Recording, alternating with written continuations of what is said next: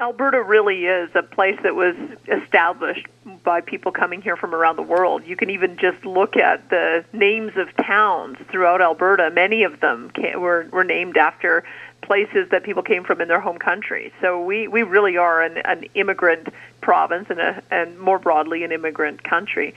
We, especially now that we're entering into this phase of economic growth in Alberta, we're in a unique position because other places in North America, even in Europe, are concerned about unemployment, about the decline in economic growth.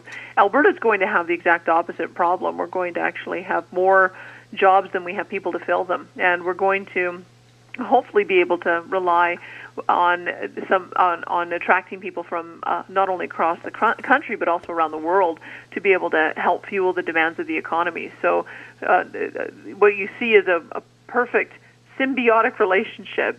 Bringing cultural communities here enriches the fabric of Alberta, but also provides opportunity for those who are coming here from elsewhere. So I think that we've got some pretty exciting growth happening in Alberta over the coming years and decades.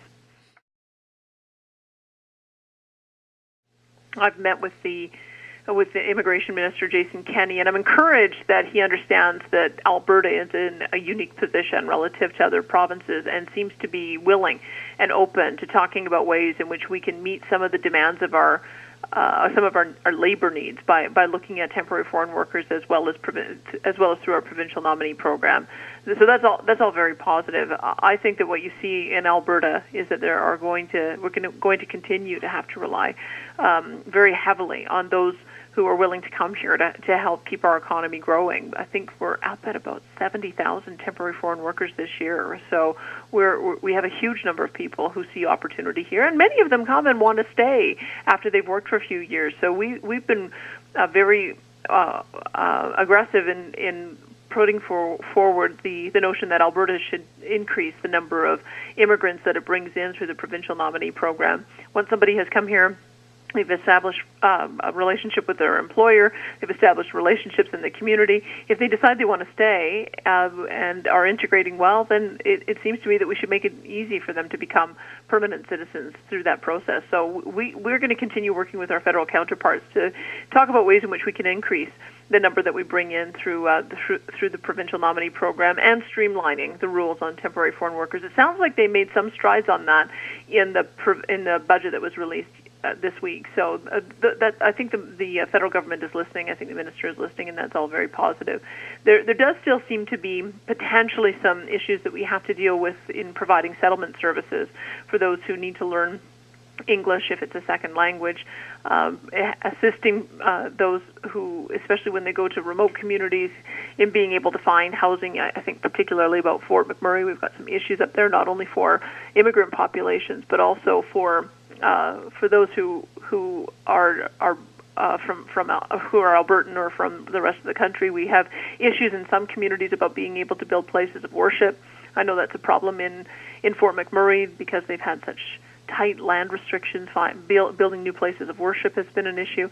So those are some of the things that I've heard about as I've been traveling around the province. On the issue of healthcare, there are some unique issues there, not only for those who have credentials that they earned in other countries not being recognized here. We have to find a way to make sure that we're using our health professionals and others in other professions to full capacity. But there are also some incredible benefits that allowing seamless entry into the medical profession provides for those cultural communities who do have language barriers. If you have professionals who know a whole range of different languages, that provides better service for people who are facing dire health needs. And so it seems to me that there's a way that we should be able to provide a system that allows for seamless entry for those who have equivalent skills, and we would not only be making better use of that talent, but we would also be providing better service to our cultural communities. Well, you'll see from our platform as we're rolling it out, the first of our pledges, and we're calling it our Wildrose Pledge, is a pledge to balance the budget and start saving again. We would bring in a Balanced Budget and Saving Act that has really three elements. One is to stop running deficits and entrench that no deficit rule in law. The second is to limit year-over-year spending increases in law, to make sure that the budget does not increase by more than inflation and population growth. And the third thing is to grow our Heritage Savings Trust Fund up to an amount that allows it to start spinning off enough investment income that it can really provide that long-term financial security. We set a target of growing the fund to $200 billion within the next 20 years, and we think it's an ambitious target, but we think it's an achievable one. And I think it gives us something not only to assist this generation, but also look forward to putting some money aside for future generations. The second major pledge items that we've put forward is our family pack, and we released a third one today, one that would allow for families with 2 kids to be able to save as much as $800 at tax time through different credits that we're proposing. One is a $2,000 per child deduction, and another is a $500 per child deduction on things like sports and arts and cultural activities that they're enrolled in.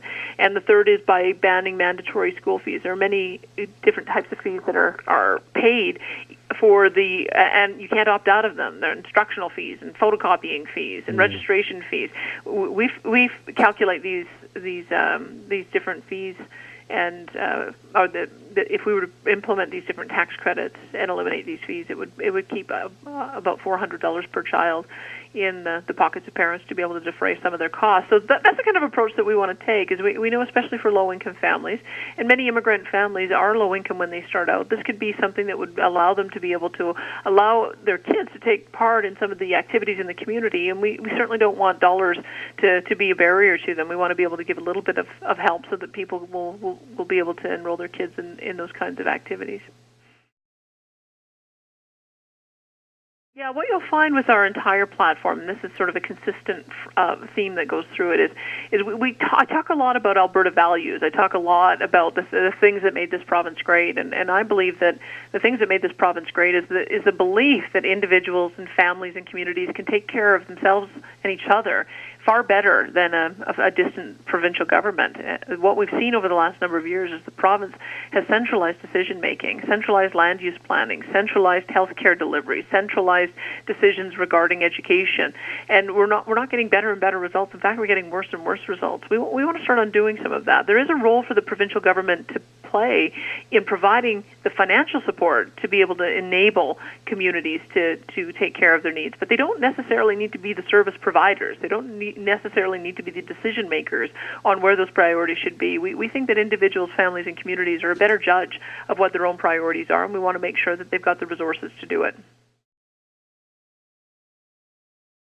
Well, I think every political party has something to offer our cultural communities. It depends on what the priorities are of the individuals who are looking at our platform. I think every individual has to make these decisions for themselves. For the Wildrose in particular, if members of your community value balanced budgets and think the government shouldn't spend beyond its means, if they believe that we should be putting more dollars in the hands of individual families to take care of their kids and their dependents, and if they believe in that the level of government closest to the people is the best able to make decisions, and if they believe in the role of the individual elected MLA to be able to be a strong champion for the issues in their community without being muzzled by a party leader, without being muzzled by strict party discipline, I think they're going to find a lot to like about Wildrose.